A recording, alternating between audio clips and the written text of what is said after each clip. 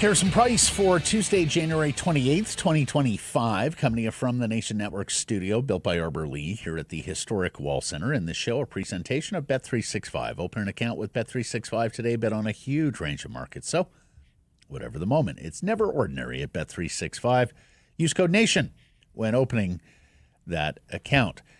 Matt Sakaris back alongside Jean-Claude Blake Price after his ski vacation. Four-time Juno Award winner Mike Rogerson hitting switches, conducting things alongside Coach Nick Hauka.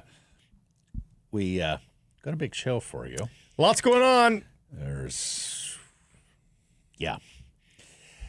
We'll start with our Surrey Mitsubishi poll question. I am still somewhat amazed reading some of these quotes from Jim Rutherford. Anyways, we're going to get all to it. Surrey Mitsubishi poll question.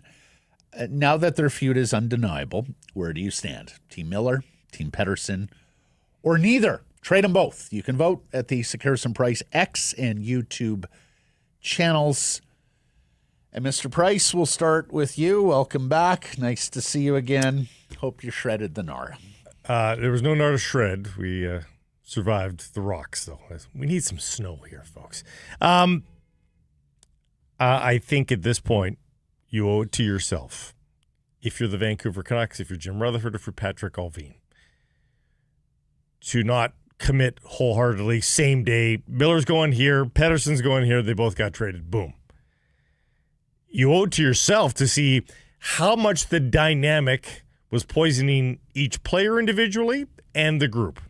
And that is to say, you trade one of them first. Which Rutherford admitted. Yeah. He admitted that it is causing chemistry issues in the room, that it's affecting everybody.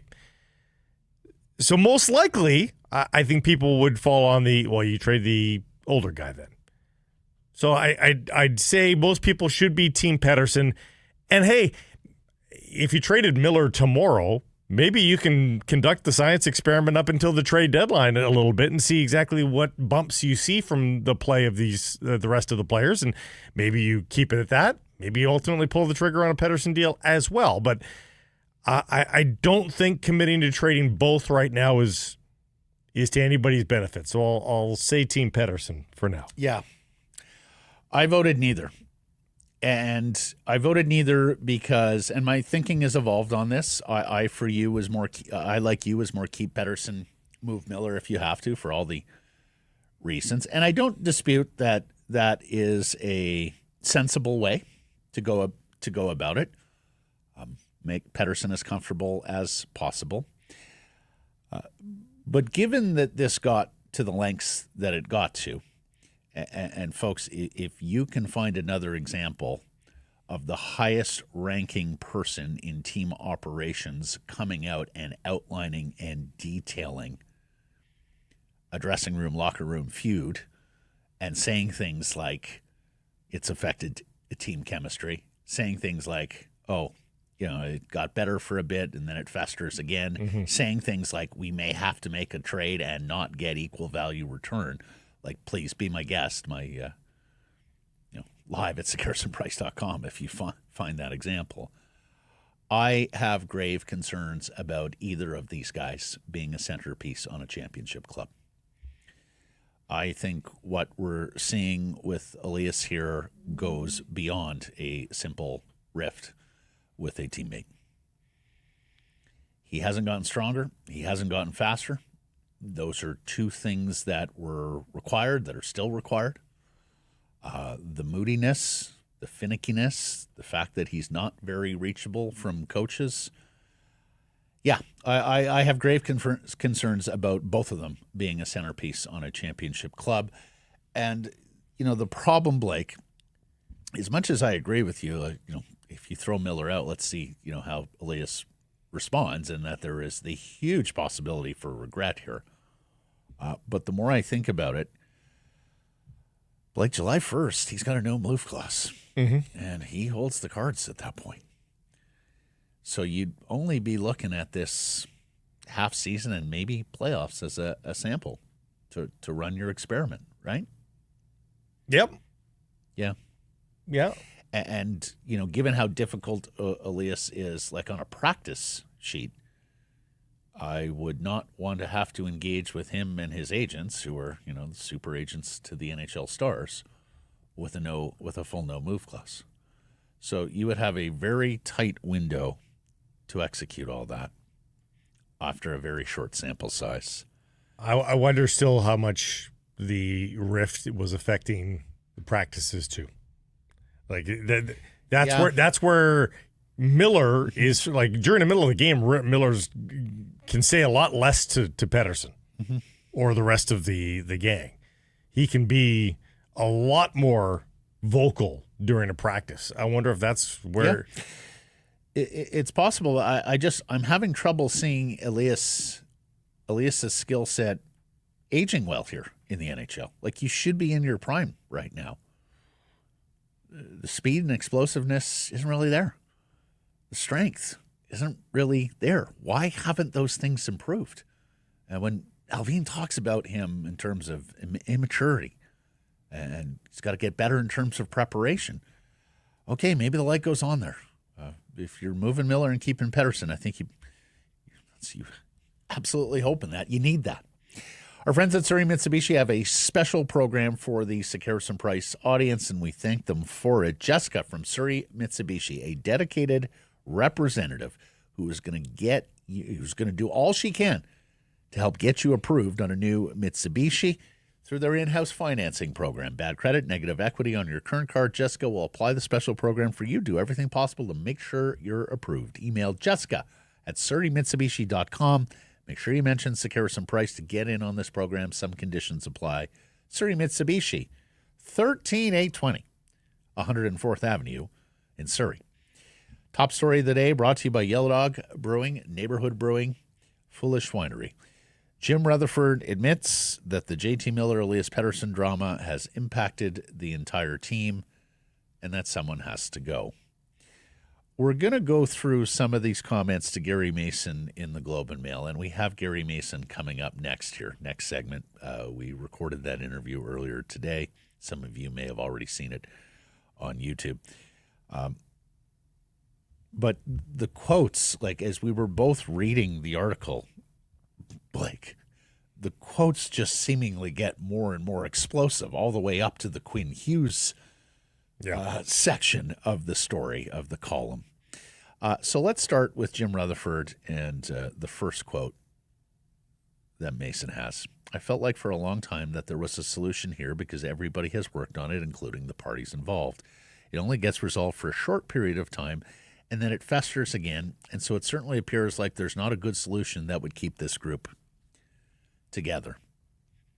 I don't blame them for trying. When I put myself in Jim Rutherford or Patrick Alvin or Rick Tockett's shoes, like, this is what you want. Two centermen of that quality. And well-rounded guys, too. Guys who are not simply playmakers but can score goals as well. Guys who can play matchups, play special team. You have to give it every last opportunity to succeed. And they did that. So I don't begrudge them for that. I think I would have done the same thing in their shoes. You? I think it that part of it turns a lot of people off of the players because for the reasons you just outlined, why can each of these players not realize that not often do you find yourself on a team with a top 3 defenseman, a top 3 goalie, and 2 legitimate top 6 centers? Like, those are the tried and true building top blocks line of a centers. team. They were both number one centermen at one point recently in their careers. Was there holes? Was it an imperfect roster still? Yes. Yeah. But you need those things first, and you had them. And now each of those players, by their unwillingness to make it work, They're saying, Tearing the house down. I'll take my chances that I get traded to a place that is in a better situation. You know what the chances are that they land in a better situation? Slim and none, honestly. Yep. The taking the toys and going home after you've tossed them from the pram. And then that kid ends up The at home by himself at home with those toys. Yeah, the nihilism here. More Rutherford. Quote, we've had those resolution conversations. And I think the parties understand that, and I think they've tried. As you know, sometimes emotions get deep, and as much as people try sometimes, you can't get over it. It certainly appears that's what's going on here. When I hear that, I hear that Elias is a feeler, that JT has cross lines with him that cannot be uncrossed. And I also wonder if JT's just too damn proud to have taken that benching against Nashville in stride. And that whatever reaction came of that led to his 10-game absence is something that he can't get over. Well, Tocchet's role in this is very interesting, and it's not really outlined in great detail in the article. But not much of the cause and the manifestation. No, but even the management, like the decision by Rick Tocchet to separate them on the power play, which not only put the rift in lights, but I think it was a bad move to try to win a hockey game as well. His coming out alongside Quinn Hughes to admit that the rift existed, alongside interviews with the two primaries that was in stark opposition to all of that. And then there's the theory that this whole interview from Jim Rutherford is to protect Rick Tocchet because it sort of underscores it's these two guys' fault. It's not Rick Tocchet's fault. But I think you could just come out and say that rather than be indirect with all that. So I don't buy that for a second. And hey, everybody, this is not a proud moment for the organization. No, it is not. From Jim Rutherford to Walveen to Tocchet, and certainly the two key principals here. Mm-hmm. Everybody's got a piece of the blame. Yep. More Rutherford quote: when you don't have chemistry, it's hard to be a consistent team because there's too much going on in the room for everybody to concentrate on what they're supposed to do. You know, hockey and football have a couple of things in common. One of them is there are going to be times in the game where some of your players have to put their body on the line for the benefit of the group. And that's an unnatural act, right? To go into harm's way. In hockey, for example, Tocchet talks about this, to eat a puck, right? You know, freeze a puck up against the boards when you're up a goal and the clock's counting down. And you know someone's coming to try and separate you from that puck and that you're going to eat some glass and take a hit. It is a lot easier to do that when you like the other people on the bench and feel like the other people on the bench would do the same for you. And so, yeah, on paper, you look at it and go, boy, this should really work. But I think that's what Jim's getting at here. When you don't have chemistry, when you don't have that selflessness, when it's not the team, then you're not going to achieve your potential. And I think we're all seeing that with the Vancouver Canucks circa 24-25. Although, ironically, I think the person that most people would guess does put himself in harm's way the more would be JT Miller over Elias Pettersson. Yeah, he does. Well, does he? Like in the easiest definition of that, Elias Pettersson is 6th in the league in block shots. Is he really? 6th in the entire league in block shots. So, you know, JT Miller nowhere near to be found on that list. So that's where it's at, according to Rutherford. And then you get into the quotes about where this is going. Quote, we don't know if removing one, my words, will fix the problem. We'll just have to wait to find out. we'll have to take it a step at a time. If we try and do it too fast, that's really when you can make some mistakes. So to your point, don't go off and trade both of them right now for not fair market return. Is that what you're hearing there? Yeah. I think they're also just buying themselves some more time, saying that we're not desperate. I think that's the first thing that I hear there. Okay. The one devil's advocate thing I'll say to that is it would be nice for them to get a trade done, one or the other, in my theory, Miller, so that you have a decent sample size of games before the trade deadline of them playing without that presence in the room. Yep. The longer you wait, I mean, if this is done after Four Nations face-off, you've got 2 weeks till the deadline. Yep. And then we got to the quote that sent a shiver down my spine, and I'm sure all Canucks fans as well. And, you know, we'll talk to Gary Mason here in a second, but, you know, one of the things that he and I have talked about recently were, if you are moving on both of them, you have to do everything in your power to recast this roster in a short period of time to entice Quinn Hughes to re-sign here long-term, especially when you know he's got two brothers playing for one organization back a little closer to home. Rutherford on Hughes. Quote, if we were going to completely start over, that means he goes, and we'd like to figure out a way that he stays forever. Yeah. I mean, a teardown rebuild of this team, would that not be one of the most tragic teardown rebuilds of any NHL team or any sports franchise? They won't do it. I'm not sure the owner would allow that. No, they won't do it because but of Blake, what he just mentioned too. Well, but here's the thing. You get to a point where Hughes looks around and goes, no, enough of this. Then you're forced into it. Well, you got to be. Well, no, there's that. Before that happens, you know, it's all in the eye of the beholder. What you consider a reload, Quinn Hughes might look at it going, they're rebuilding here. This is, you know, that's what I mean. There's no strict scientific definition of either of these terms. No. So when Quinn Hughes sees 3 trades go down, for him, that might cross the rebuild threshold there. Whereas another person might think, no, it's just 3 players. It's a reload. Well, it depends on the players. It depends on the quantity, all that. And Quinn Hughes wants to win, and he wants to win now. And you know, we're not going to touch on the game a ton here. We will. But given what he's done in the last handful of games, as all of this seems to be coming to a head, look at who's rising above the fray. Look who, game in, game out, continues to be there. You know, and under the column of lessons to be learned about leadership, you know, there's Quinn Hughes setting the bar, maybe saving his best hockey of the entire season while the house is burning around him. It's unbelievable.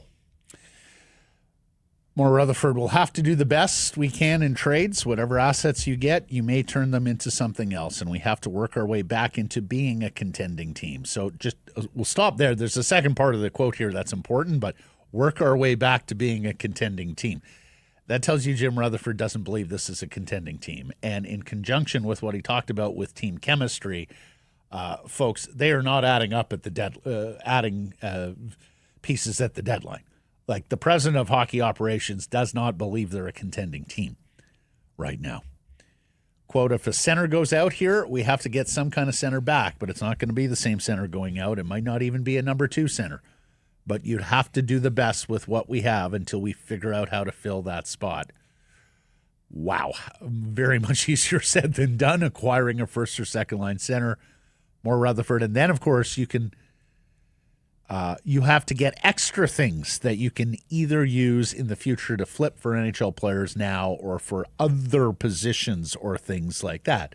So effectively laying out a Bo Horvat, Philip Roenick pathway here. Well, and this jives you with move a number 2 center, and I think it's clear that Bo was a certain number 2 center.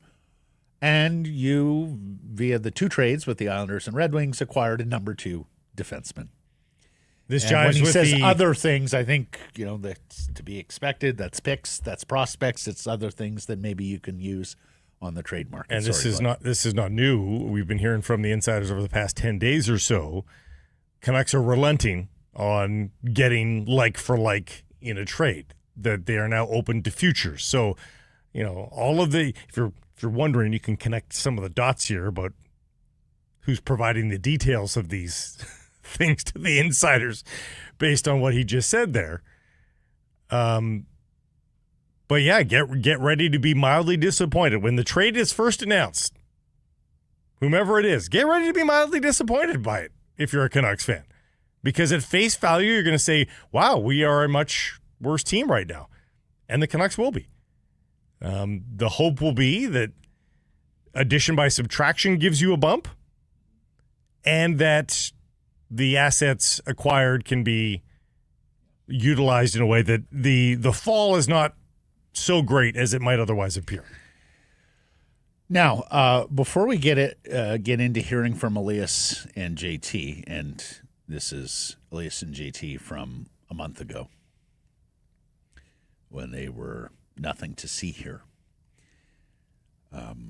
because I think that's also it's also something that ties into the discussion we've been having here for some time, and in the case of this show, for multiple years. I mean, I can remember saying last year when Elias re-signed his deal, I'm still not convinced that everything is going to be kosher going forward, and people were upset, and I get it. But I saw your tweet wondering about, you've won 2 games in a row, and the president of hockey operations comes out and says this. Yeah. You thought it was poorly timed.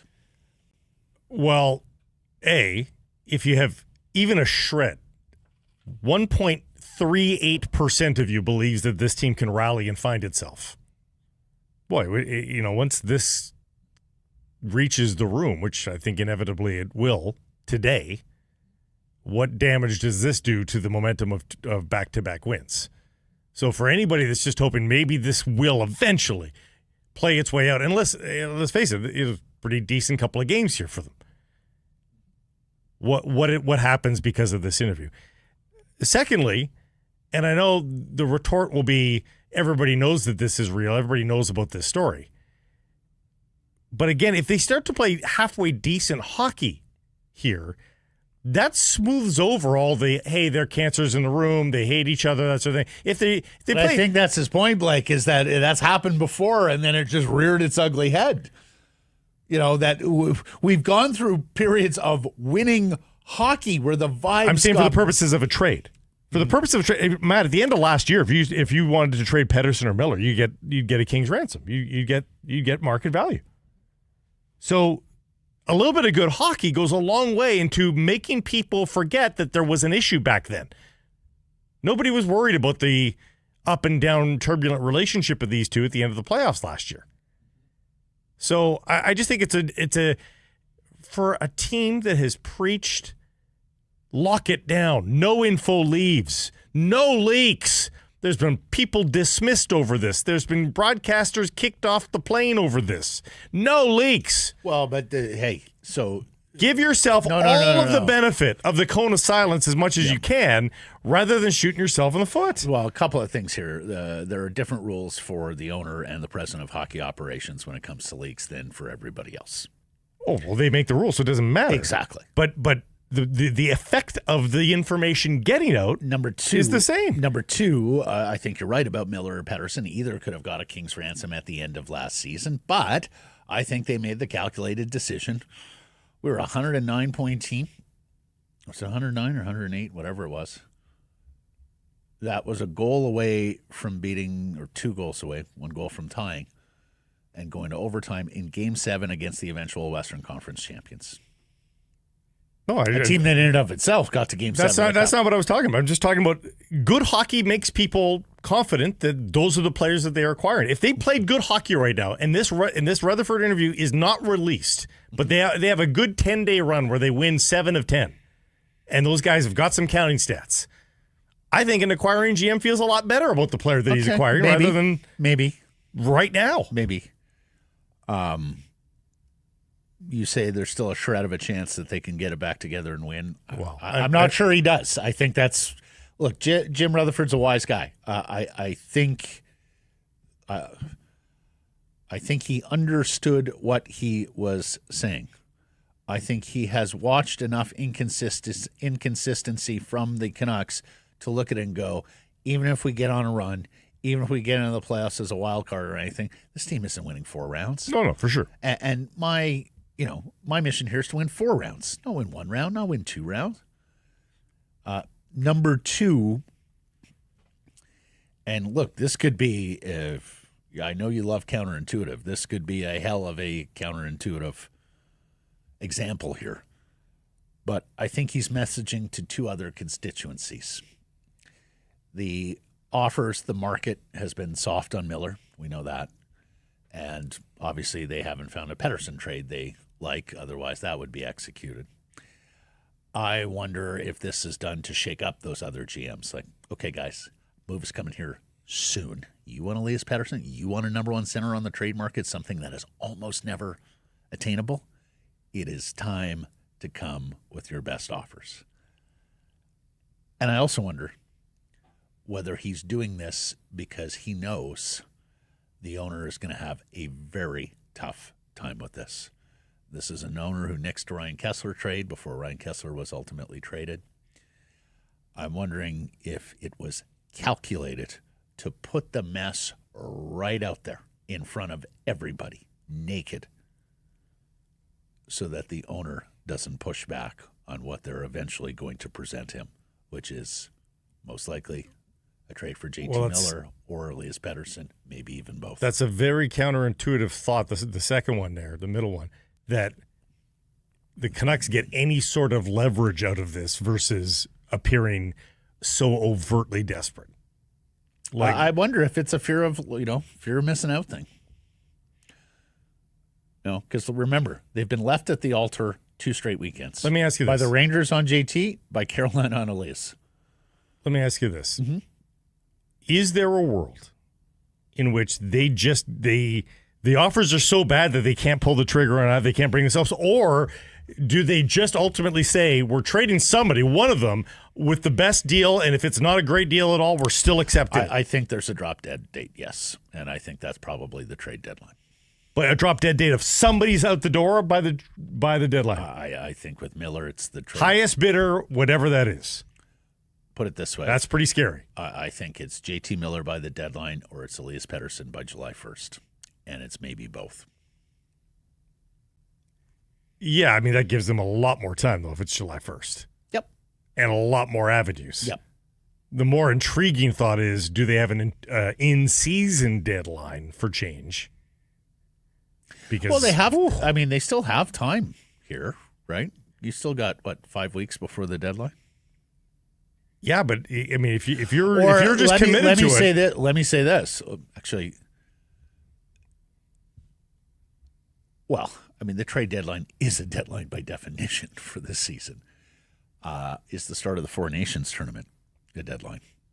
Can they sit there and suffer watching these 2 guys play in that tournament and the risk of injury, especially if they're both nicked? And there have been theories about that all year. Honestly, I think you can twist yourself in a knot on what the Four Nations face-off has to do with this, because you think it can enhance value. There's injury.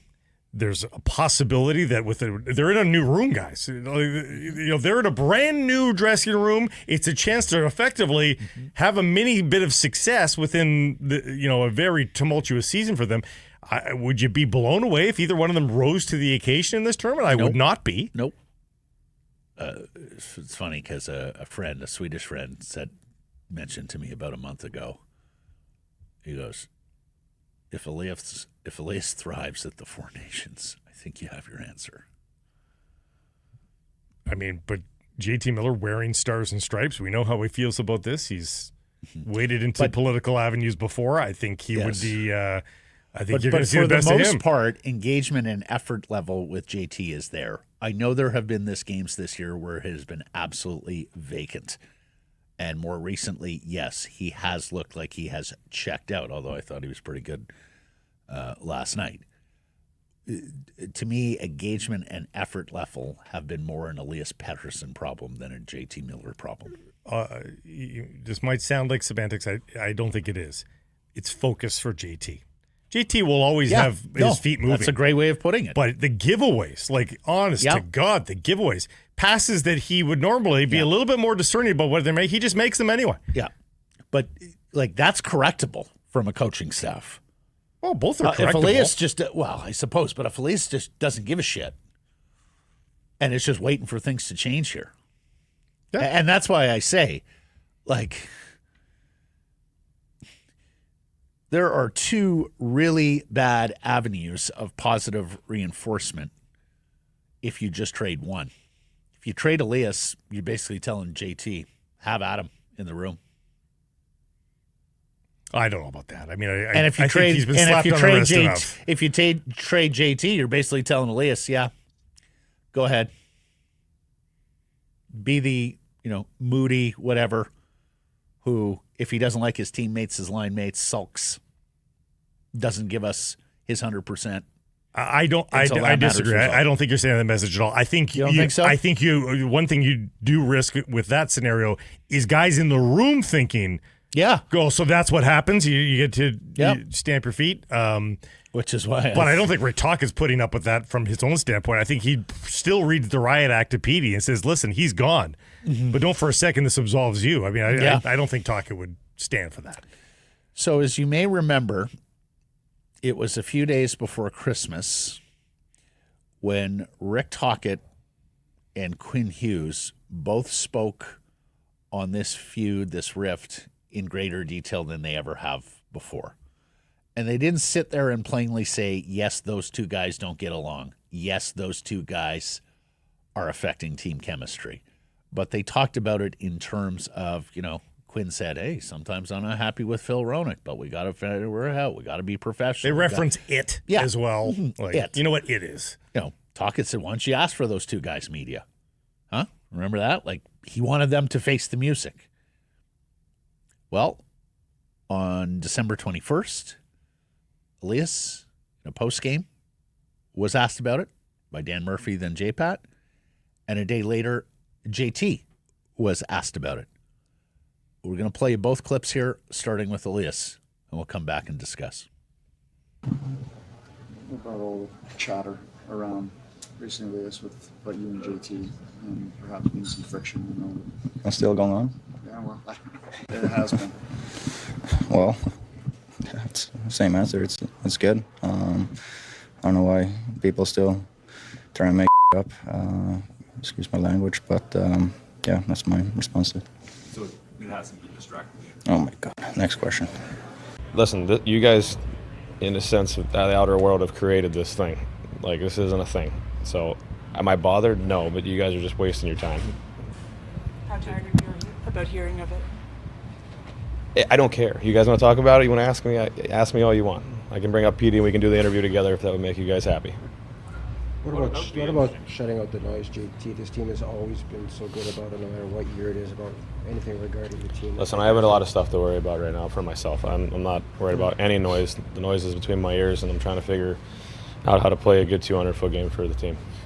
But you know what you mean to this group, and Pete obviously knows what he means to this group. And right now, not a whole lot happening for either one of you guys. Like, can this team get where it needs to go without production from you two? Where do we want to go?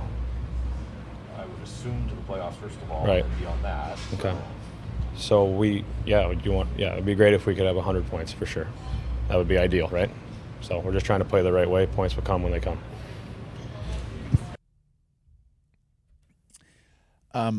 So a couple of things, and we're not going to dwell on this because for people who have listened to the program, and I've adopted this viewpoint for some years now, that there's so much messenger shooting out there that's part of the job now, just taking bullets. And I get it. I understand it's a lot easier to direct your anger, frustration, whatever, at media people than it is at the particulars. The heroes, yes. But Elias saying, it's good. I don't know why people are still trying to make shit up. And then the indignant next question. Wow, what a horrible look.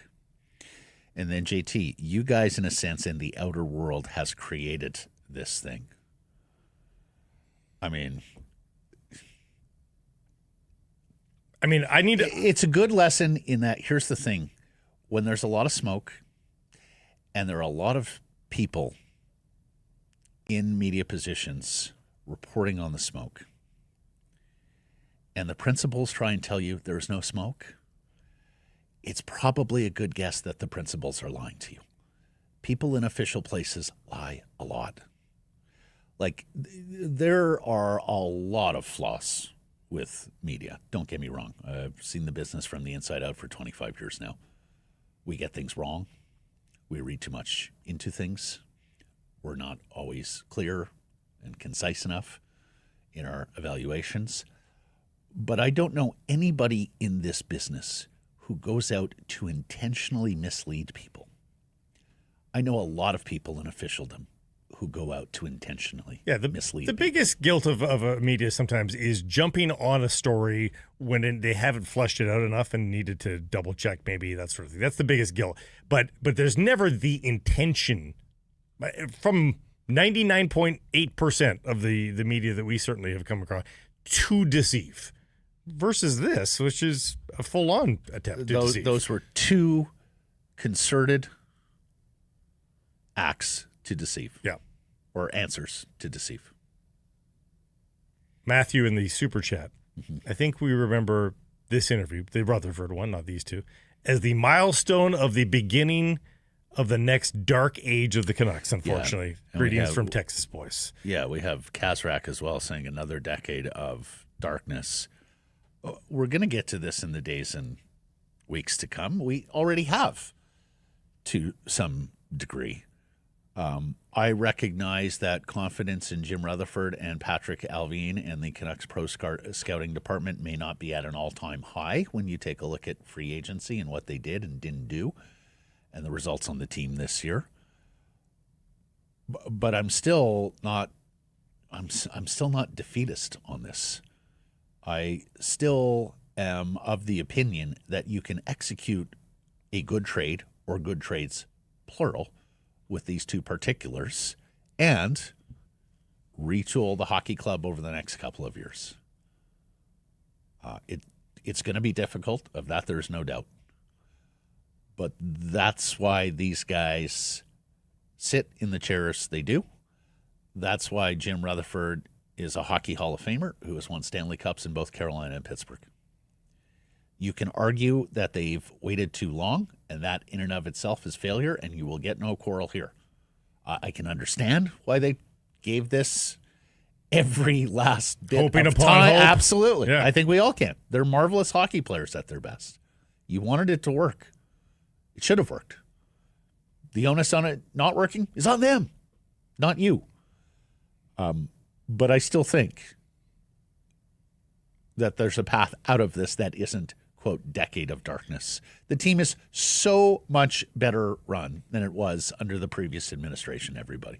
That much should be so clear to everybody who watches and follows the Vancouver Canucks. The downside for me and the real sad part here,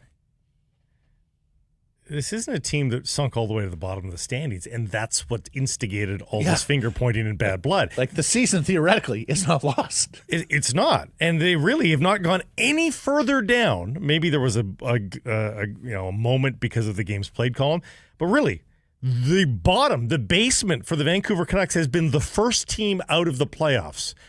Canucks fans know what it means. That for a lot of teams, getting to that point, that's the good stuff. Finally have arrived. We're the first team out of the playoffs. In Montreal and Ottawa and Calgary, 3 Canadian markets, they are celebrating that these days, being right there. Teams like Utah and Seattle and Nashville all thought they were going to be at least that. Yeah. And they're not. Yeah. So it's too bad that it's even just mediocrity here that has instigated all this. And there's a bit of a waste here. I mean, are they a contending team? No. But there is a decent team here that if this story is not happening, we think a lot differently of what this team is. Right. And just before we leave the discussion on what JT and Elias tried to tell you a month, 5 weeks ago, I will give Jim Rutherford an enormous amount of credit for letting Vancouver Canucks fans and customers know where this is at. There was a tweet here, a reply on to I believe it's to one of my tweets today, at _curler. Most of us were blindly hoping that if you media guys would stop talking about it, that it would just magically go away. I completely understand that. And I think Rutherford knew, number one, the media guys are not going to stop talking about it because it's not going away. And now he's giving you the real. And there are very few times when you get let behind the curtain by someone in a position like Jim Rutherford. I think and he's also, doing so at some peril because now they've got to fix it, right? And they're running out of runway. They're running out of runway here. Like if and they're completely out of ideas about how to fix it, which is why they have gone public in the first place. And many have said, "Oh, that's backfired." Okay, well, again, put yourself in his shoes. What more can you do? You've got two grown people who refuse to be grown people for the sake of the guy on their left and their right. They have lasted this long not commenting on this. There's been enough comments on this via the captain and the coach. I would have left well enough alone and tried to consummate the trades without this blowing up and getting even worse. Okay. Well, I can. And then I had a freely conversation, and I can't name who it was, but it's someone who has worked with and knows both JT and Elias. And it was shortly after JT resigned, and we were having a broader conversation. And he just said to me, "Well, yeah, now they re-signed JT, they're going to lose Elias," and blah blah blah blah blah, and went on talking. And I sort of went, "Well, this person who knows both guys and has worked with both guys felt like the second Miller got re-signed, that was going to push Pettersson out." You sit there and you look, why did Elias want to wait last year before signing that contract? They almost never wait. Get your bag. Do it before you get injured. There's $80-some million available to you here. How does that relate to what I just said, though? What do you mean? You're telling this story because of what? Well, what I'm saying is I think if people who knew both guys knew that the breaking point was coming with these two guys, then Jim Rutherford and Canucks management knew that the breaking point was coming with these two guys. Right, to act sooner. Why aren't we hearing about this 5 months ago? Again, if they saw it coming, they saw it tossing coming. out a first line, it's But if they saw it coming, then they saw it coming. You can't have both ways. Neighborhood Brewing has released Wild Wild Extra Pale Ale in collaboration with New Country Radio. It's a crisp, hoppy, and crushable beer. It's a brew for all you Wranglers out there. Perfect to share with your amigos.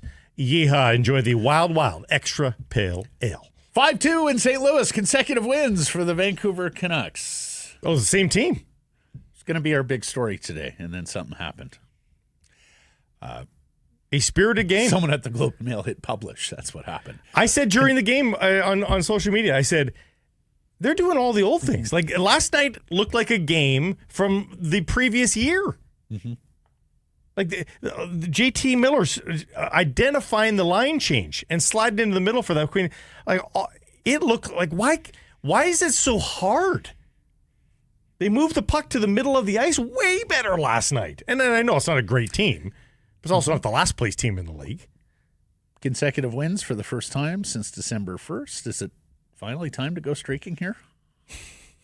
Blake? Dare to dream. Because, we've been mentioning it. As the calendar has gotten deeper and deeper. Usually, most every team, even the bad teams in the NHL, go on like a 5-6 game heater. Yep. Hasn't been a 5-6 game heater here. Miller with a goal in a fight. He had the Gordie Howe hat trick. They took the assist away from him and who'd they give it to? Gave it to Pettersson. His first goal in 9 games. And interestingly, he told Andy Petrello on Amazon he thought the fight was coming. He said he knew that the coach has been yelling at Braden Shen, and he thought, yeah, I'm going to have to fight tonight. Shen's going to want a piece of me tonight. Quinn Hughes, with 2 assists, has his 100th multi-point game in the National Hockey League. No other Canucks defenseman has done that. He is now the leading scorer amongst defensemen in the National Hockey League, in chase of a second Norris Trophy for the league's top defenseman. I still think he's a Norris or a Hart candidate, but of course they're probably going to have to make the playoffs for for him to get those votes. And his 2 assists move him into a tie for 6th for most assists by a defenseman before age 25 at 332. And, of course, everyone ahead of him on that list is like a who's who of the Hall of Fame. And Mike Kelly weighed in saying he is also the best playmaking defenseman over the last 3 seasons. Goal-scoring streaks or droughts broken for Pius Suter and JT Miller. 23, first and 23. And Connor Garland with 2. First and 8. And all of them, again, scoring goals like we saw them scoring when they were playing well. Like the quick release from Suter was a great freaking shot. Mm-hmm. Connor Garland had one of the best periods he's ever had in a Canuck uniform. Don't at me. Find me a better one. Yeah, he should have had a hat trick. That one shift where he was so excited to score the hat trick. I know that one glorious chance at the bottom of the circles, and he outright fanned on it. He saw the hat trick in lights, and he just was too excited. A statement game from Tyler Myers. Yeah. 2 points coming back from suspension. The folks at Bar Down drew the parallel between the statement the Canucks put out last night, "I'm back," quoting Tyler Myers, and the Michael Jordan statement from years ago. Remember when he was coming back from retirement, 2 words, "I'm back." I can understand why they did that.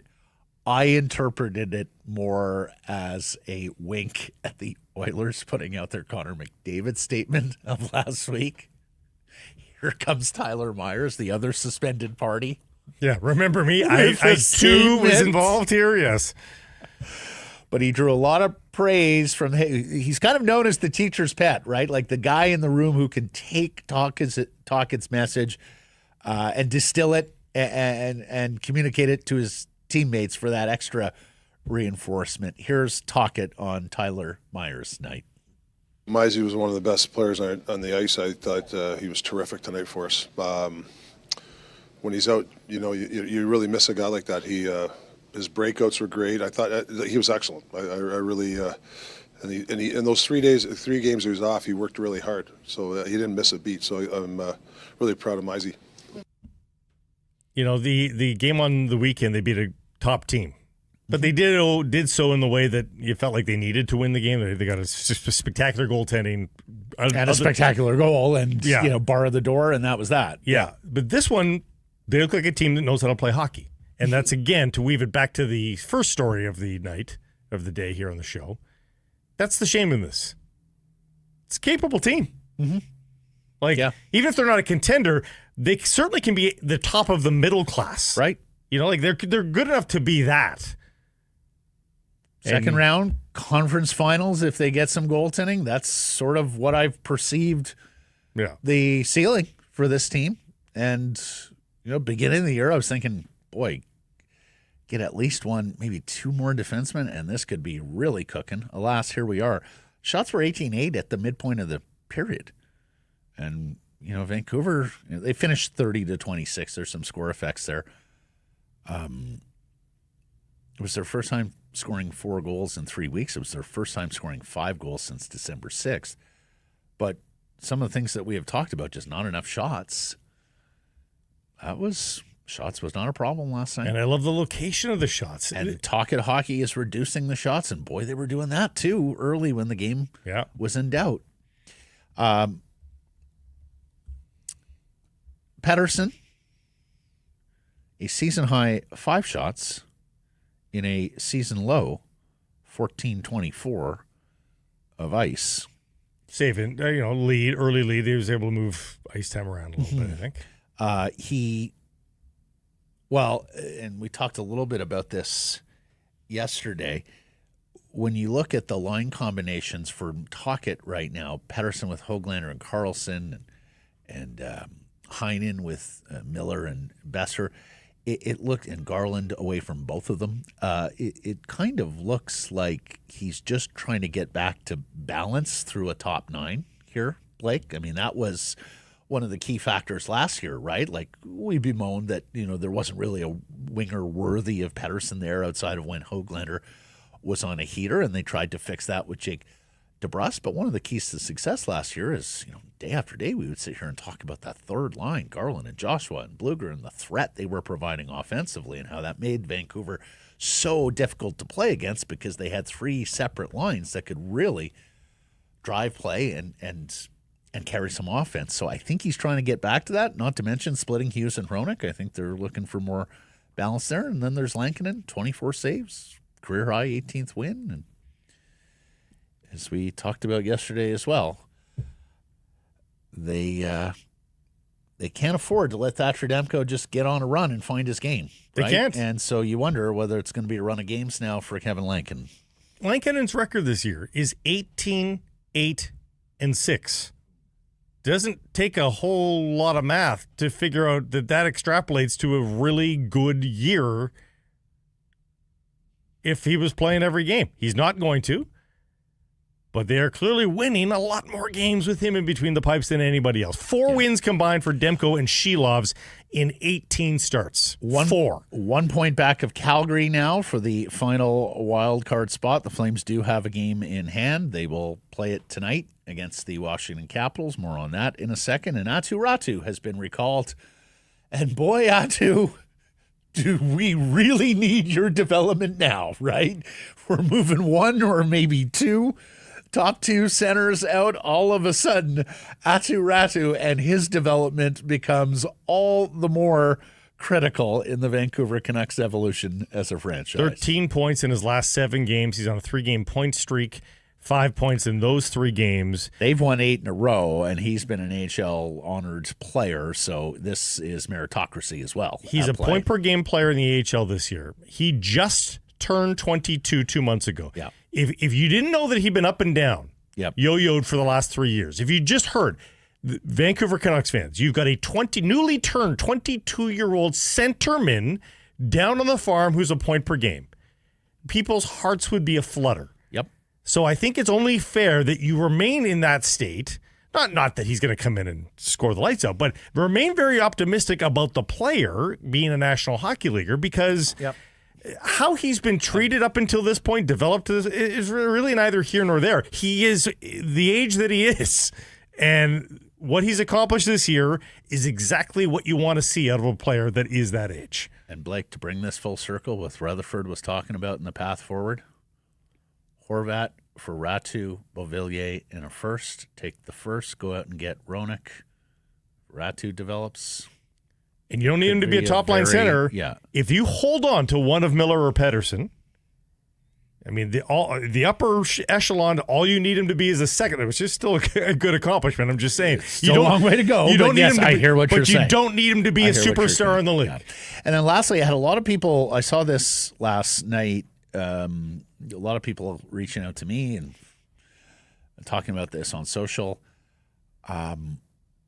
Braden Shen removing JT Miller's helmet prior to that fight. If I do remember at one time that was supposed to be like a big penalty, a match penalty or a 10-minute misconduct or something like that. The best I could find these days, as of 23-24, Rule 9.6, a player who intentionally removes an opponent's helmet during play shall be assessed a minor roughing penalty, and then it's repeated in Section 46.6. No player may remove his helmet prior to engaging in a fight. If he should do so, he shall be assessed a 2-minute minor for unsportsmanlike conduct. Helmets that come off in the course of and resulting from the altercation will not result in a penalty to either player. So maybe they viewed it as coming off in the course of the altercation. I just watched it again. I think that's was wrong. nuts. Yeah. But either that or they just flat missed it. Let's get to today's menu, and it is brought to you by our friends at Greta, where we will be having another watch party. Had a fun one on Thursday, February 15th, Canada versus USA. We've got ticket giveaways, signed memorabilia, trivia, a T-shirt toss happening that night. Tickets are just $10. If you're looking to upgrade your experience, we've got the VIP option for $40, which includes a Greta burger, a beverage, and a game card for the awesome arcade. Doors open an hour before the puck drop, so come early, grab your spot, grab your food, your drink. Grab your tickets at nationgear.ca for February 15th at Greta. Gary Mason, Globe and Mail columnist, former Vancouver Sun, sports columnist, is going to join us next. And then Cam Robinson, who has done some digging and reporting on Brock Boeser on what is a very big episode here today of Sekeres and Price. Bet365, bet of the daytime. This segment brought to you by Bet365, proud sponsor, Sekeres and Price. We're delighted to have them aboard. I got a defenseman goal yesterday from Tyler Myers, so I'm going to shoot first here. Third game in 4 nights for the Calgary Flames as they host Washington. Capitals have been off since losing here to Vancouver on Saturday. They've been laying in wait for the Flames, who had to go off to Winnipeg. Now, no value in the Caps straight up because of that, but as we talked about with JPAT on Friday, there are concerted efforts happening to get Alex Ovechkin empty net goals in his record chase because he's really not moving around all that well coming off the injury. So those are the easy pickings. I'm going to go with the empty netter as well. That means Washington minus 1.5. Got to win by 2, paying at plus 180. I'm going the same game. I'm going to Russian to score. Except I'm going with the hottest Russian goal scorer Kuzi, baby? In this game. And that Kuzi, is baby? Andrei Kuzmenko. 3 goals in his last 4 games.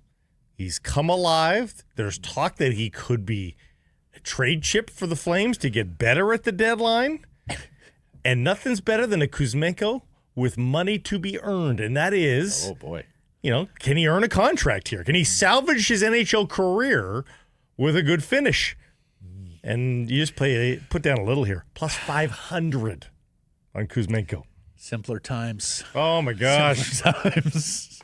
Open an account with Bet365 today. Bet on a huge range of markets. So whatever the moment, it's never ordinary at Bet365. Use code NATION when opening that account. Gary Mason coming up next.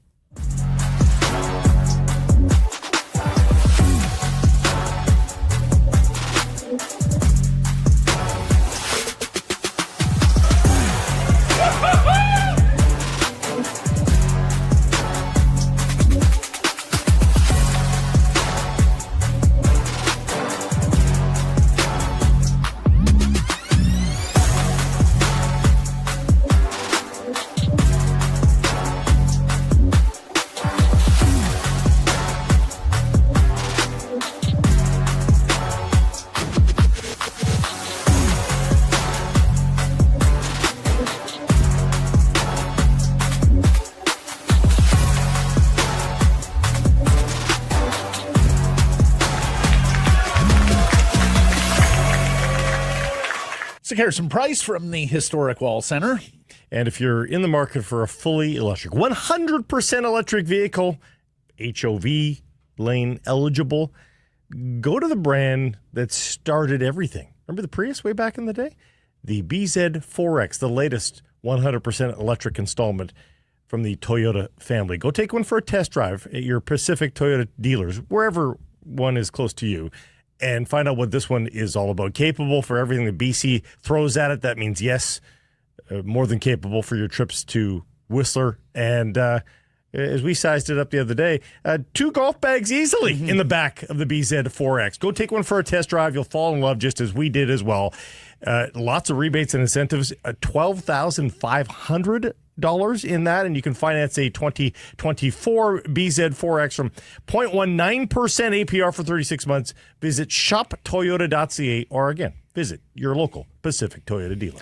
If you have been following at Gary Mason Globe, Gary Mason, the former Vancouver Sun lead sports columnist and now Globe and Mail columnist, you have noticed that from time to time he's come off the top rope here with hot Canucks takes as he has watched this from afar. Well, today he outdid himself with a candid, explosive interview from Canucks President of Hockey Operations, Jim Rutherford. And Gary joins us now from his home studio. Nice to see you again, my friend. How are you? Good to be with you, boys. Busy day. Yeah. Some things to talk about. So, full disclosure, Gary had messaged me earlier in the week and said, yeah, I think I'm going to try and get Rutherford. And what questions, should be. Tell me about the mechanics of this, Gary. Did you just turn on the microphone and he went after it? Was it poignant questions? Tell us why you feel he opened up so extraordinarily here in this interview. Well, I mean, I have no history with Jim Rutherford at all. Obviously, my main job at the Globe is writing about politics. And but I have, as you say, Matt. I do occasionally scratch my itch for sports writing, and the Canucks I've followed intently even after my days as a sports columnist were over, and I've written about the Canucks from time to time. So I've been following this drama involving Pettersson and Miller for some time now, and I've written about it for the Globe, just occasionally, maybe a couple pieces. But I really wanted to sit down with Rutherford to see if I could get a little deeper into what this was about and what the consequences were for the team. I had no expectations, honestly, about what he was going to say. I know that Jim has a reputation for being somewhat of a straight shooter, and I think that probably that's gotten him into a little bit of a pickle from occasionally now and then. Anyway, so I went to see him, and we spent probably a half an hour talking about anything really but hockey. We talked about our roots in Ontario and that, and then we just sort of got into it, so I just asked him the questions that I think a lot of people have on their mind regarding this situation, and he was honest enough to answer the questions that I had, which I was delighted that obviously that he did. I as a journalist, a longtime journalist, you sort of know when you have something that's going to cause a bit of a sensation. And I thought Jim was being as honest as anybody in the organization has been to this point about the situation engulfing the team. And to be honest with you, I know a lot of people are probably giving the guy heat right now, but I think at some point the team had to open up and deal with this in an honest way. I know that as journalists, and as reporters, we often say, I wish these people would be more transparent. We give them hell when they go inside this cocoon and they don't say anything, and we say, why don't they just address this and rip the Band-Aid off and let the people know what's going on, and then when they do, people crucify him for being so honest and, maybe hurting the team or hurting the value of the players, et cetera, et cetera. Anyway, I think, for whatever reason, maybe he just felt comfortable talking to me. I have no idea. But he decided to be pretty honest about, what the situation that the team is dealing with at the moment. Guilty as charged. I have all of those criticisms that you just mentioned. Yeah, almost entirely. If you wanted to do this in early December and lay it bare and say, guys, figure it out, or embarrass them to the point of figuring it out, by all means. As we know, they are in the middle of deep trade negotiations on both of these players. And the timing is a little bit weird for me. It sounds like there was no extraction needed. It sounded like he was ready to answer all these questions. Yeah, I think so. I mean, I think, I think it's a pretty free flowing conversation. Mm-hmm. I would say this about, any speculation or commentary about, how this might hurt the value of the players. I don't buy that one bit, because any team that is interested in these players, they know what's going on. I mean, this is, the NHL, as big of a league as it is, it's really a small league. Everybody, any GM worth his salt that is looking into this is going to know the background. They're going to have players who contact players on the team. They're going to know everything. Like, this isn't like some league secret that Jim Rutherford has exposed here. Every GM in the league knows what's going on. And so he's, I don't think he's hurt the value of anything. I think maybe he's put some pressure on the two players involved here, that people now understand what these two players are doing to the organization. They, understand the corner that they have painted this organization into. And I think that there's that view of things that people should also consider. Did Jim seem at wit's end with all this? He's a pretty, for somebody who's never met him before, he seems like a pretty even-keeled guy. But I don't know, Matt, how you couldn't be at wit's end. I mean, this is a problem that has been going on for, at least a few years now. And as he said in the interview, there were times when they thought they had this situation resolved and it was behind them, and then it would rear its ugly head again. And it just, I guess, kept coming back. And I guess at some point you reach a point of no return, and you just realize that as long as these two individuals are in the same room, this problem is not going to, be resolved, and, the three of us can look at that and say, like, come on, and that's kind of what I said to him. I just can't believe that two adults can't figure this thing out, for the sake of their fellow teammates, if nothing else. I mean, we don't know the details. I mean, that's one thing. Jim would not go into any of the details of what this feud looks like or anything like that. Players are pretty notorious for sort of keeping their mouth shut about what happens in the dressing room. So we don't really know what this feud looks like, but clearly people have had enough, and I think that the determination has been made that, these two people, can't coexist in a dressing room. And it's really too bad. Were you surprised that he got as detailed in terms of the plan moving forward, and how that they would probably not be able to fetch a top two center and probably have to collect some assets and then go out and find that guy beyond a Miller or Pettersson trade? Matt, when you look at that quote, in black and white, it just, you go, almost takes your breath away. But then when you think about it, it's really not that earth-shattering. I mean, you don't see number one centers in the league now being traded to another team for a number one center coming the other way. It doesn't exist anymore. There's just too many teams in the league, and too many teams looking for the same thing. You just don't. It just wouldn't make any sense.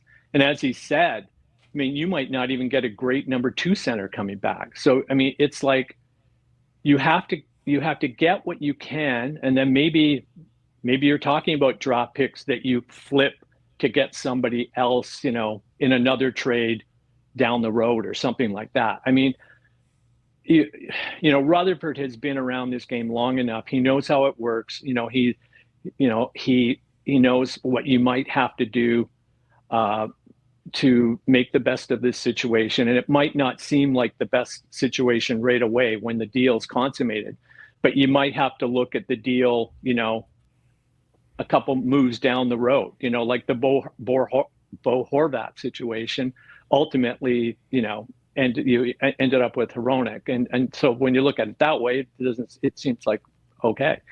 But anyway, it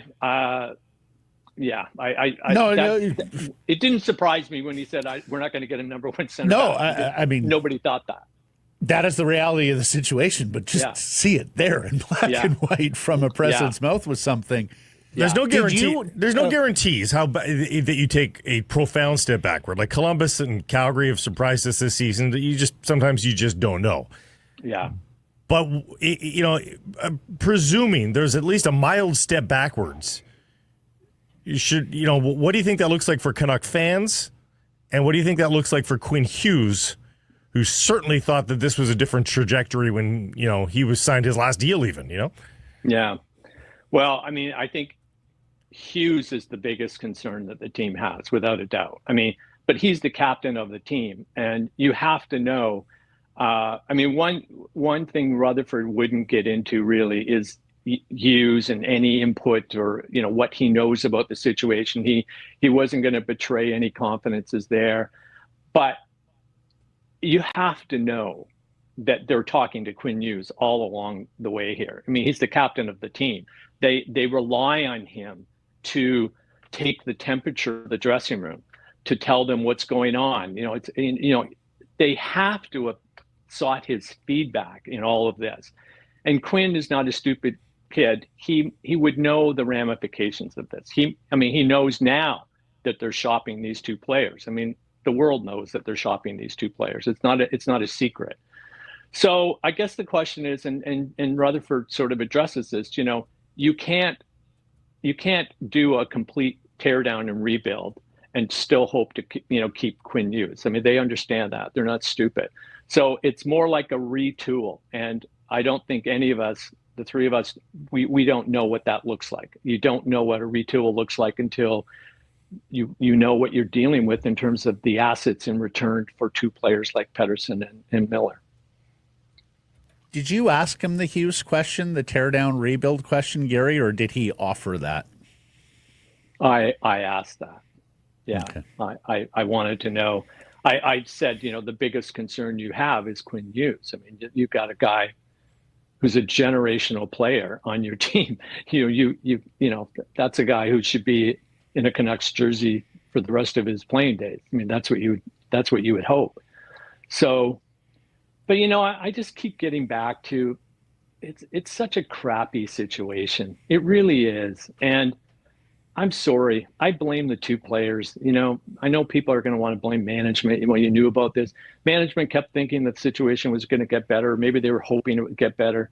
But at the end of the day, it's just too bad. You've got two players that can't get over themselves to the point that they can just go out and play hockey and, be adults. And I don't know, that to me is if I was a Canucks fan, that's what I would be enraged about, that these two guys are putting themselves before the franchise. And that's what would bother me. And it clearly works. We heard scuttlebutt about this 4 years ago. And yet when you see a season like last year, you think, well, clearly capable of working within the bounds of the relationship. And like, for instance, Gary and I hated each other's guts at the Globe and Mail, but from time to time we would be on press row and having to stick handle how we were going to cover it. No, I can see the tension. We got along famously. One last question for you, partner. Yeah.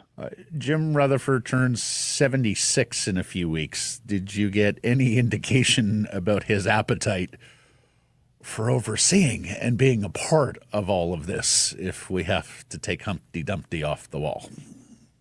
I think, again, not knowing anything, I would think that he would want to stick this through. He wants to see this thing through. He would not. I think it would look bad if he kind of walked away from this situation just because it's a tough situation. I don't think I got absolutely zero inkling that that's what he intends to do, or that he seemed like he's got lots of energy. He's very enthused about, I think he has a good relationship with ownership. I know that ownership loves him. So I don't think there's any problems there. I think, he's got probably the biggest challenge he has ever faced in his time as a manager in the NHL. And I think part of him thinks he's going to do something with it. He's going to make the best of this and try and turn it, a lemon into lemonade, as they say. Well, between the handling of this and the handling of the Bruce Boudreau departure, there's a couple of stains here that he's going to want to win his way out of, right? Yeah. Oh, no doubt about it. But I would say, I would say that this one's, though, a little bit easier said than done. I think that, that this is, like he says, there's really no easy solution. There's no way of, coming out of this thing as good as you went into it. I don't think you have to hope that you turn an asset that you get, a draft pick or whatever, into something else that pans out and you kind of recoup your losses almost. But, I guess the other thing I would say very quickly is, Pettersson is still very highly valued by a lot of teams in the NHL. I don't know what his NHL future holds, to be honest with you. I don't know. Is his recent play the result of his, feud with JT Miller, or is it something else? I mean, I don't know. I mean, too many nights he just seems so disengaged from the game. So I don't know. I mean, I think, there's a risk that some other team is going to take here if they take Pettersson on. But anyway, we'll see what happens. Yeah, well, you blame the players. I'm sure there are those in your comments blaming you, Mason. Okay, so you stick to news. Okay. But no, honestly, an extraordinary column. I can't remember the last time I saw a president of a sports club open up like this, including the path forward on such a delicate matter. Mm-hmm. Great work. Thank you, sir. Nice talking to you again. Thanks for this. Okay, guys. Thanks a lot. Bye now. If you are struggling with things like managing stress, anxiety, relationships, or divorce, reach out to the counselors at Advanced Counseling. Book your free initial consultation today at advancedcounseling.ca. So, Harrison Price from the historic Wall Center, and let us tell you about Ben Moss, presenting sponsor of this segment. Canadian-owned, operated, a history dating back more than 100 years. They are committed to customer satisfaction. Check out the large selection of Canadian mined diamonds, lab-grown diamonds. They've got mined diamonds with payment plans to suit your needs. 5 locations here in British Columbia: Abbotsford, Chilliwack, Victoria, Coquitlam Center, Willowbrook, and Langley. For more information, check out benmoss.com. Ben Moss, because love is timeless. Cam Robinson is the director of content for Elite Prospects. He has done some great reporting on his own right. He has some content. Indeed. Yes. And so does everybody after a bombshell interview from Canucks President of Hockey Operations, Jim Rutherford, with Gary Mason in the Globe and Mail. Cam, how are you? I'm doing well. Interesting times we're living in here, hey? Indeed. So what struck you from that Mason, from that Rutherford interview? I mean, boy, it's not a leak if the president just comes out and says it, hey? The first thing that came to my mind was, like, where are all those people that were yelling at us in the media saying that we're just manufacturing these dressing room rifts between these two players, that it's all media driven? I think that can be finally put to bed, hey, that we're just doing our jobs and reporting what we hear. But it also, brings up all sorts of questions, right? We knew this. We had been told that this is a long-standing issue between those players, and that management knew it and ownership knew it, and they still decided to trade Bo Horvat and extend JT Miller, and they decided to give Pettersson the massive contract too. Is that, and Rutherford said, they've had the meetings, they've sat down with them. I was a school teacher for 10 years. Sometimes you got to sit some kids down there and have the heart to heart with them, and everybody shake hands and hug and move along. And then the rift opens up again. And so they hope that it was something that two fully grown, mature adults could get past. They banked and they spent a lot of money and a lot of term on that bet, and it has not worked out. And now, what do they do, right? What do they do? So sounds like they do everything. Yeah. Not quite everything. Like again, I don't think. And there was a section in there talking about Quinn Hughes sort of being immune to any sort of moves because, he's Quinn Hughes, but they don't want to go so down to the studs that it would irk Hughes and make him question his loyalty to this team. So I guess there's that for fans to hold on to, but it's going to be pretty widespread, isn't it? Is that your reading of it? Absolutely. And so we know that, obviously Pettersson and Miller have been on the trade market for a while. Their preference is to move Miller, but the offers are not, they're not moving the needle. And so I reported this last week. It is going to be far easier to recoup value in a Pettersson trade, which means that they're open to that as well. And then of course, Brock Boeser, former 40 goal man. He's been playing at a 30 goal pace. His contract's up. I've been told that many teams are expecting him to be available at the deadline unless the Canucks really turn this around, and then they'll use him as their own rental through the playoffs. And then, the likelihood is that he's going to have a whole bunch of suitors lining up to offer him a 7-year deal in the offseason. Or he's going to get dealt at the trade deadline and a team's going to look to extend him for 7 or 8 years, something that the Canucks are not seemingly interested in doing. The last I heard is that they are open, but in more of like a 3 or 4 year contract extension, something shorter term. And so, we know that Quinn and Brock and Pettersson, they're pretty tight knit, and Demko, that's kind of a core group of players that they enjoy spending time together off the ice and in the summer and stuff like that. And so if all of a sudden all these players are gone, I know you can get assets back. I know you can flip those assets for different players and try to quickly retool this thing, right? Not a rebuild, just retool it like we heard 13, 14 years ago. But I don't know how Quinn Hughes is going to take that. Is that he's going to be kind of left on an island if all these moves end up taking place. And that's the worst part of this, is because they're wasting, not a generational player, but one of the greatest defensemen in the league in the last few decades. Like, he is that talented, and they're wasting a heart level trophy season from him and potentially the prime years of his career.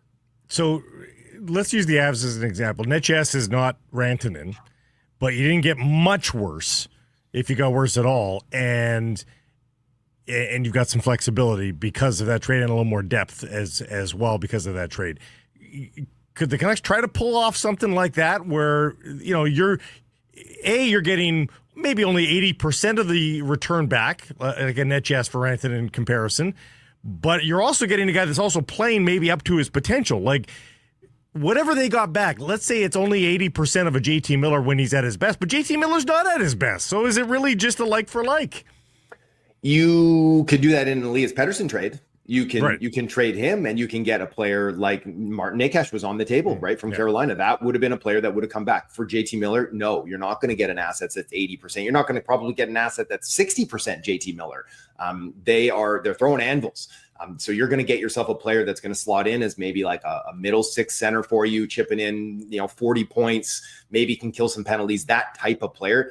But someone that is going to be readily available in different types of trades or as an offseason signing.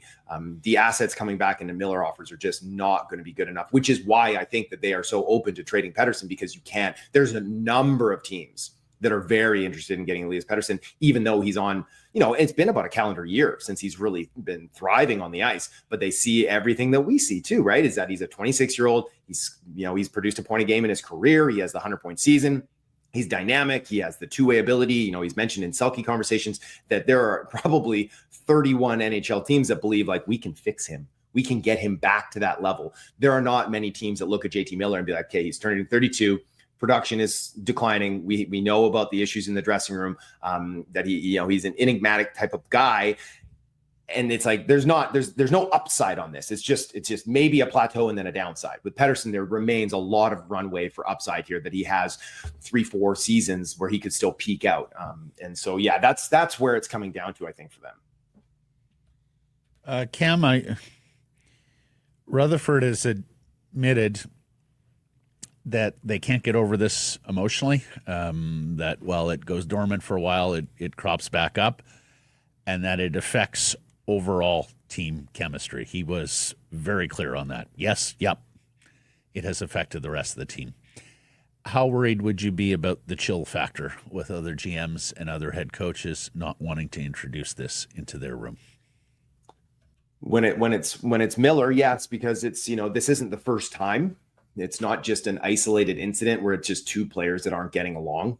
He was first to admit it too when he was a young player in New York, that he wasn't doing things the right way. He wasn't taking things seriously enough, and he still had that kind of that hot-headedness that he's become known for, which makes him a really, really effective player in the playoffs when it's channeled in the right direction. But this isn't something new. So I do think there are teams out there that are like, do we want to really inject this? Do we have the strong leadership group available? And he's not a rental either, right? Like, he's here for 5+ years if they bring a player like this in. And so you're probably going to be dealing with that too. And I absolutely think that has kept teams out of it. And it has reduced the offers from the teams that are even still interested to bring him in, that be like, okay, we trust our leadership group here to bring him in, and that they'll be able to hold him accountable or keep him on kind of cooled down enough. But we're not going to pay value for it. I think that's why Carolina, like, their main target was Pettersson, but they were open to Miller because they're like, if there's enough value here, we'll look at anything. Yeah. How ominous, how worried should Canucks fans be that Rutherford readily admits they don't know if removing one will fix the problem, and even goes through the exercise of talking about how they may have to get a number 3 center back, and then somewhere down the road go out and find that top 2 center to replace Miller. Just that. Yeah. Yes. I think they should be very concerned. And I reported this last week, is that if they trade Elias Pettersson, I fully expect JT Miller to be traded as well. Like, he wants out. Everybody can see it with the body language. I think that the team is well aware of his desires now that it's kind of got to that point, but Pettersson doesn't want to leave. So if they do end up moving Pettersson, I think JT's gone as well. And then you're looking at, I think Brock is gone out after this season as well. And so now you're looking at this team, even with the pieces that they bring back in on those trades, it's like, are they actually on their way to contending, or are they back kind of like, how are we going to get out of this middling fighting for a wild card spot? And so that's all they're going to get in a Miller trade is maybe a third line center. And I think that him saying that is just very obvious to what's been reported by everybody in the last few weeks, is that the offers aren't great and that they're going to have to take that and then hope that they can turn, picks into players or find creative ways to add more pieces, because at the end of the day, it's all about keeping Quinn Hughes happy. But none of this has been keeping him happy this year. Like this is, and for him to be wearing the C, that's pressure on him too, right? That he's supposed to be the leader in that room. And then all this stuff is happening. I'm sure that's weighing on him heavily as well. I want to get into the Boeser stuff in a second, but do you think the Buffalo Sabres would give up Cousins for Miller? No, I don't. No, really? No. Yeah, I don't think so. A 24-point and 49-game guy. You don't think they're going to say that the 68-point guy is the real Dylan Cousins? Well, because they're not a team that's going to be really using Miller while he's still super effective, right? Is that they're not in a contention window. If Buffalo was like on the cusp, right? If they were pushing to win a division, then I'd be like, yeah, they probably would make that trade. But for them, they're looking at Elias Pettersson. They want to put Pettersson with Rasmus Dahlin. They want to move Tage Thompson down to that second line center spot and have all that. And now you have years and years to push in. But Miller doesn't make sense for Buffalo, so I don't think that they would offer up Cousins for him. Brock Boeser. Yeah, go ahead. Move on. I know you're not done there. Your sentence 2 answers ago was if they trade Boeser at the end of the season. Does it get to that point, Cam? Does Brock Boeser wear a Canucks jersey in game number 82? I would. It's hard to tell, because I think that they would keep him beyond the deadline if they start to get going. If maybe the noise settles, or if they do trade Miller and the return's just fine, but the players themselves, it does kind of clear up that drama and they start to win games and they start to be like, okay, we're solidly in a wild card spot. They might use him as a rental. I think that is a very viable option. But if that does happen, I do think that he's going to free agency, barring like a long playoff run where he scores, more than a goal a game or something crazy like that, where they're like, okay, we got to pay this guy. Anything can happen. Things can change. But if I was betting on it right now, like I had someone just reach out to me and just be like, Boeser's gone. Then I started checking around, and like, there are a number of teams that are fully expecting him to be available for trade here coming up to the deadline. And it makes a ton of sense. The only reason that this market isn't talking about that every single day is because of all the Pettersson and Miller drama, right? You have a 40-goal scoring winger without a contract. And everybody knows that he needs to get his bag, right? Like this is his one last chance to get a really big contract. And why would he settle for a 4-year deal? Even if they're going to pay him $8 million, he's still leaving $20 million on the table. Like, why would you do that? So he's going to have a ton of suitors in the offseason if they don't trade him. And even if they do, and then he just becomes a pure rental. So I do think that Brock Boeser's time as a Canuck is limited at this point.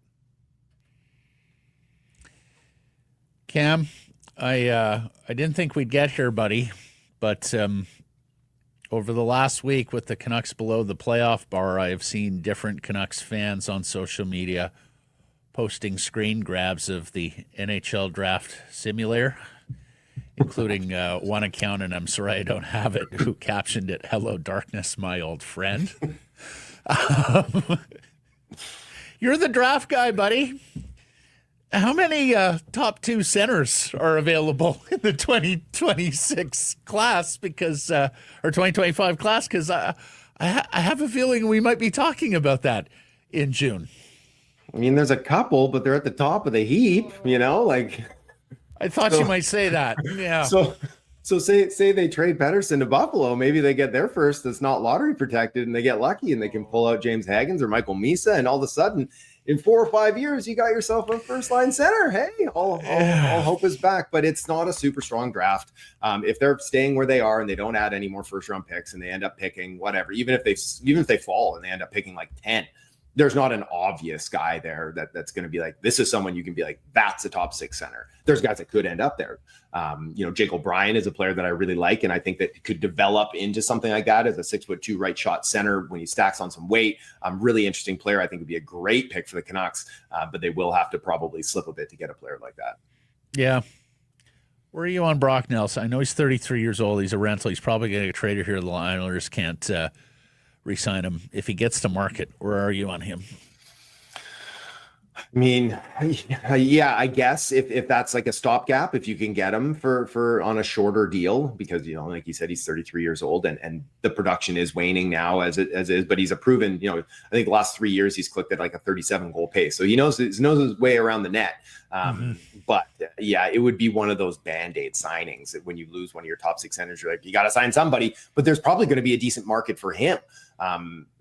At the trade deadline and then in the summer, because teams need centers and they like, teams pay for goals. So it probably wouldn't be that cheap either.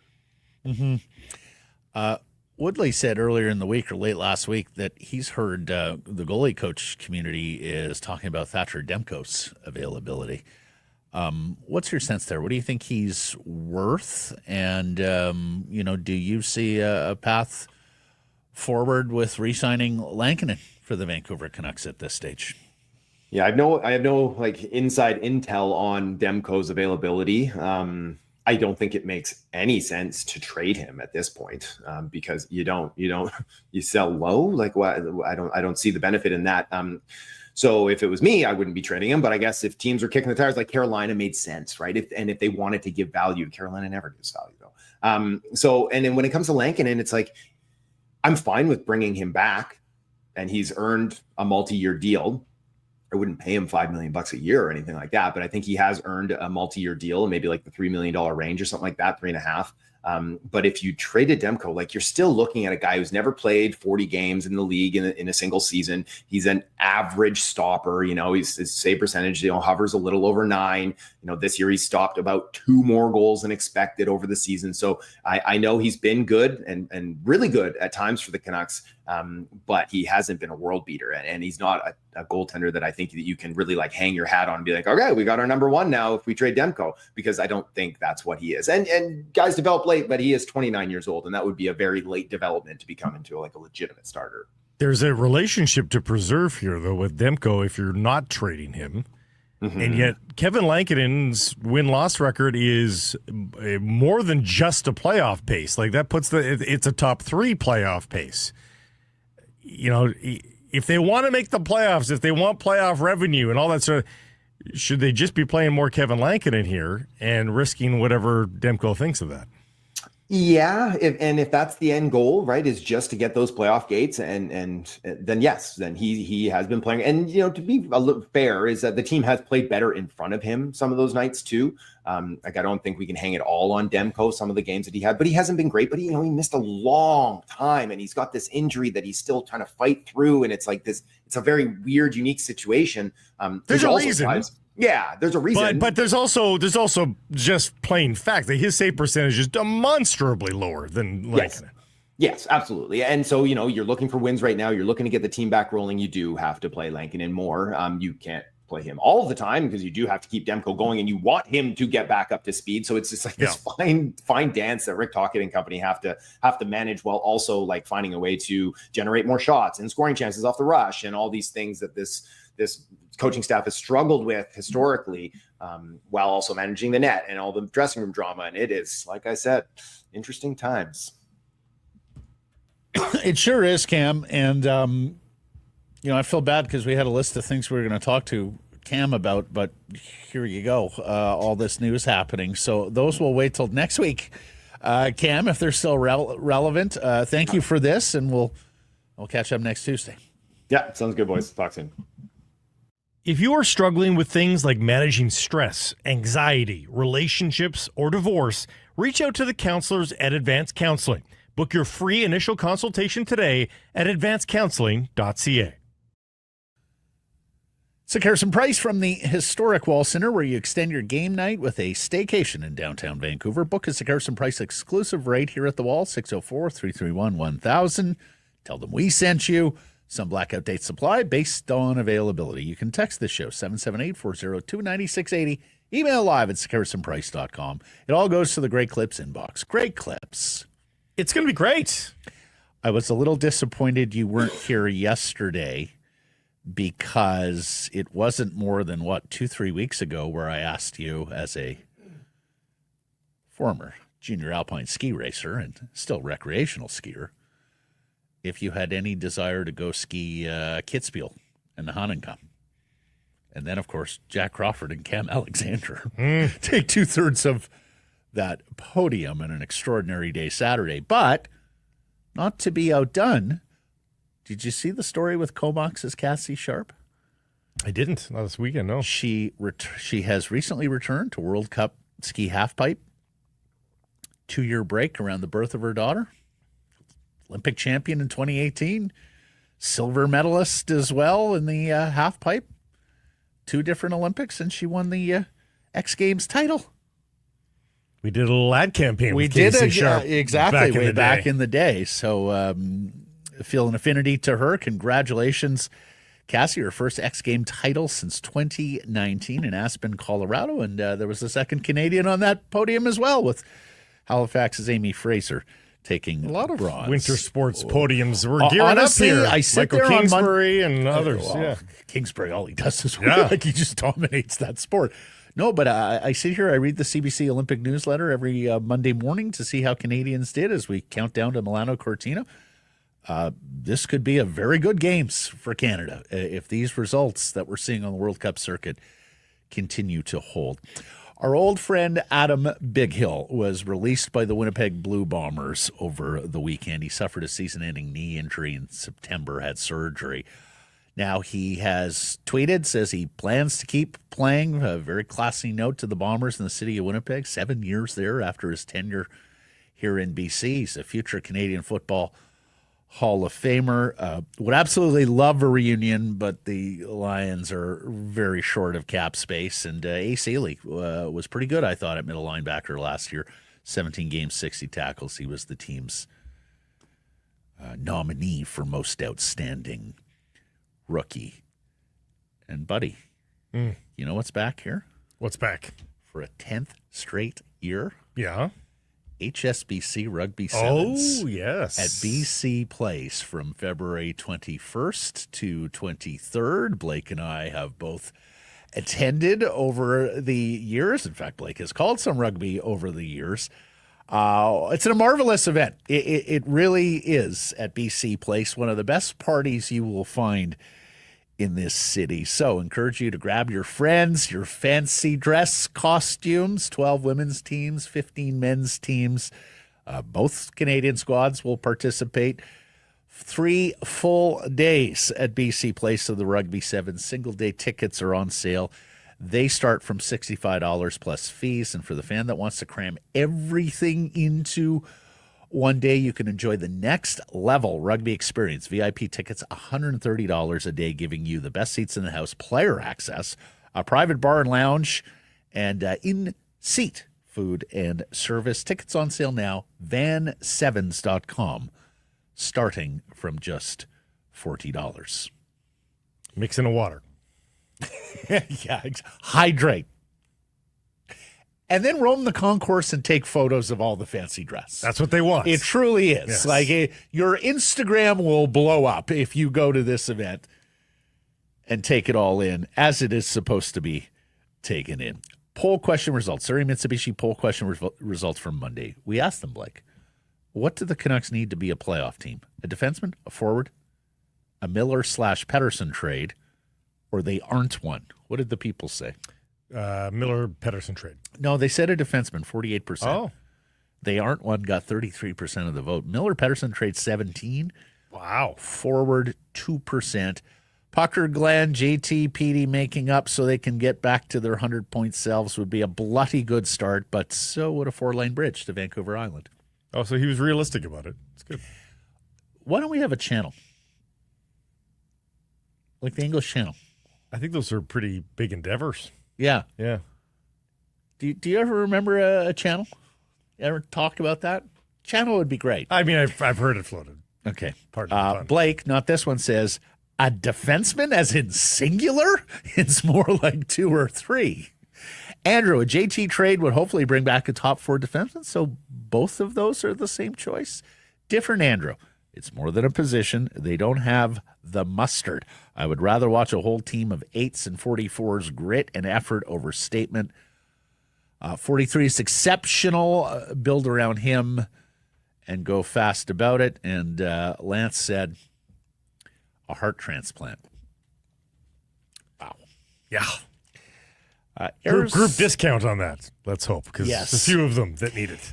errors and omissions. I said yesterday the Green Bay Packers were the only franchise to achieve a three-peat of NFL championships. That is true. I should have noted they've done it twice. Not only the Lombardi Packers that we cited, who of course won the first two Super Bowls and the preceding NFL championship before the merger, but also the Packers from 1929 to 1931. Small caveat there was not a specific championship game in that era. And they It played was with like a a Frisbee, table. and there was only 4 guys on one side and 7 on the other, and you couldn't run forward, yet they're only run back. Different So at the risk of going on errors and omissions again, because I read about this last night, one of those years, or 1932, they played the first ever championship game. They played it in an indoor facility. Don't know why. What would that even have looked like I don't back in know. the day? I don't know. I don't know. But this was, think of like English Premier League, the table. If you finished the top of the table, you were the champion of the league back then. And then one year they decided, no, we should have a championship game. I believe they had a couple of teams tied, and they decided to play it indoors. The only thing I can think of is that it was a dirt corral. Something like that. There was no grass, no carpet. I think they felt like, how are we going to get people to come out and watch this championship game? It's so bloody cold outside. Let's do it inside. Steve's got a horse corral. Let's play it in there. We need more information.